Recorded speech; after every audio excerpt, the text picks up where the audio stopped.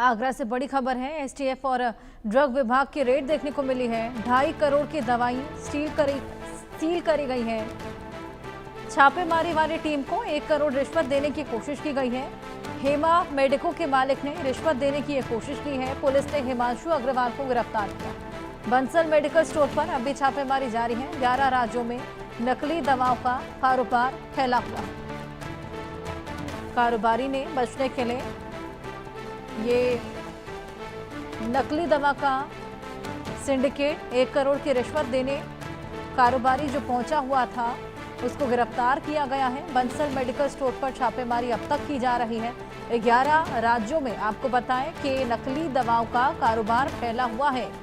2.5 करोड़ की दवाएं सील की गई हैं, यानी कि कितनी बड़ी संख्या में नकली दवाइयां मिली है आप अंदाजा लगा सकते हैं। 2.5 करोड़ की ये नकली दवाइयां जिसको सील किया गया है। नोटों से भरा बैग बचने के लिए जिस तरीके से देने के लिए गया हुआ था उसी बीच ये कारोबारी गिरफ्तार हो गया। एसटीएफ को 1 करोड़ की रिश्वत देने गया हुआ था। नकली दवा का ये सिंडिकेट जिसका बेहद बड़ा पर्दाफाश। 11 राज्यों में इसका नकली दवाओं का कारोबार फैला हुआ है और जो कारोबारी ने बचने के लिए नोटों का बैग दिया था उसको भी फिलहाल पकड़ लिया गया है। लगातार जांच पड़ताल जारी है।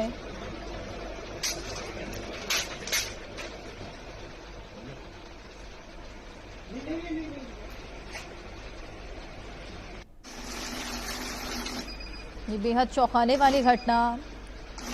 11 राज्यों में नकली दवाई सप्लाई होती थी। 2.5 करोड़ की नकली दवाइयां हैं जिसको सील किया गया है। नकली दवा के सिंडिकेट का ये बेहद बड़ा पर्दाफाश और जिस तरीके से छापेमारी वाली टीम को देखिए, ये पैसे देना गया था कारोबारी, 1 करोड़ की रिश्वत देने गया था, उसी बीच इसकी गिरफ्तारी हो जाती है। संजय हमारे सहयोगी हमारे साथ जुड़ गए हैं आगरा से। संजय और जानकारी दीजिए। एक बड़ा सिंडिकेट चल रहा था जिस प्रकार से जो हेमा मेडिको मालिक जो हिमांशु अग्रवाल लगातार इस प्रकार का जो काम कर रहे थे, तो जो एसटीएफ है और जो ड्रग विभाग दोनों संयुक्त रूप से कार्रवाई करते हुए 2.5 करोड़ की दवाइयों को सीज किया गया। इनके सैंपल भेजे गए, 14 सैंपल कुल भी यहाँ से भेजे गए हैं। कहीं ना कहीं नकली होने की आशंका जताई जा रही है। इससे पहले भी इस प्रकार की कार्रवाई हो चुकी है क्योंकि 11 राज्यों में ये पूरा सिंडिकेट फैला हुआ है।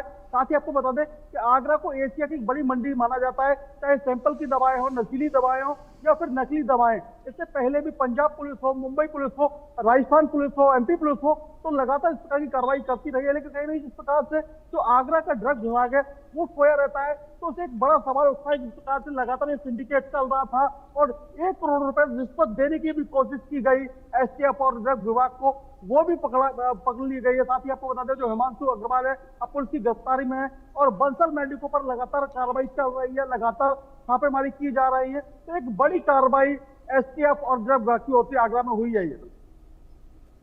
बिल्कुल 1 करोड़ की रिश्वत देने ही आरोपी गया हुआ था। उसी बीच क्या ये सोची समझी साजिश के तहत गिरफ्तारी की गई, कोई प्लान तैयार किया था?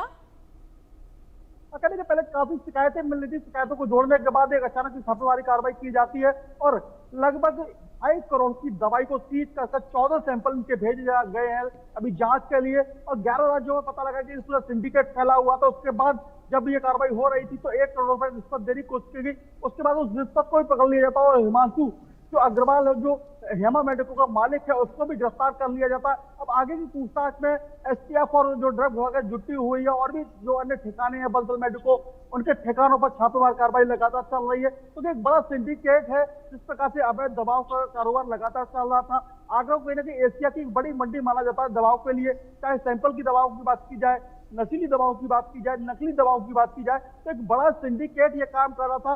अभी इसमें और जांच पड़ताल की जरूरत है और भी कई सारे ऐसे चेहरे हैं जो सामने आएंगे। बिल्कुल नकली दवा की सिंडिकेट का ये बेहद बड़ा पर्दाफाश। 1 करोड़ की रिश्वत देने जो कारोबारी पहुंचा था उसको ये प्लान्ड वे में जिस तरीके से गिरफ्तारी की गई है, क्योंकि काफ़ी ज़्यादा कंप्लेंट्स मिल रही थी। और इसी बीच जो नोटों से भरा बैग लेकर ये कारोबारी पहुंचा था उसको भी पकड़ा गया है। और उसी बीच ये तस्वीरें आप देखिए किस तरीके से उस तमाम नोटों को यहाँ पर गिना जा रहा है। संजय, कितने राज्यों में ये तमाम जो दवाइयां थी वो पहुंचाई जा रही थी? लगभग कहने की 11 राज्यों में बताया जाता है कि 11 राज्यों में पूरा सिंडिकेट फैला हुआ है। मुंबई की बात की जाए, राजस्थान की बात की जाए, एमपी की बात की जाए, या फिर पंजाब की बात की जाए, तो अलग अलग प्रकार की दवाएं सप्लाई की जाती थी। चाहे नस्ली दवाओं की बात की जाए, सैंपल की दवाओं की बात की जाए, तो इससे पहले भी कई सारी छापेमार कार्रवाई में इस प्रकार के खुलासे हुए हैं। चाहे मुंबई पुलिस हो, राजस्थान पुलिस हो, एमपी पुलिस हो, पंजाब पुलिस हो, तो लगातार इस प्रकार के रूप से संयुक्त कार्रवाई चल चुकी है। तो सिंडिकेट कहने की लगभग 11 राज्यों में फैला हुआ है। अब इसमें और जांच पड़ताल चल रही है कि आखिर और वो कुछ चेहरे हैं जो इसमें सामने आ सकते हैं अभी भी। ठीक है, चलिए संजय, आप नजर बनाए रखिए। बहुत शुक्रिया तमाम जानकारियों के लिए।